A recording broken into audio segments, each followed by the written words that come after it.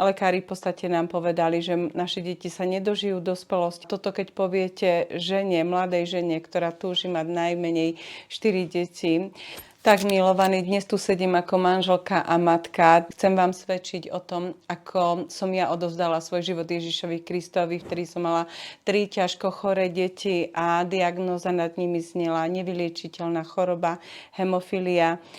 A lekári v podstate nám povedali, že naše deti sa nedožijú dospelosti, ak tak budú veľmi postihnuté. A toto keď poviete žene, mladej žene, ktorá túži mať najmenej 4 deti, tak zrazu sa mi to celé zosypalo a hľadala som nádej u lekárov, hľadala som u Boha, ale som bola len tradične veriaca a vlastne Boha som sa viac menej bála a nedôverovala som mu. Ale pod tlakom tejto choroby našich detí som sa dostala na jedno miesto, kde som stretla jednoho muža, ktorý sa nechal viesť Duchom Svätým. Ten veľa svedčil o tom, ako Boh v jeho živote koná.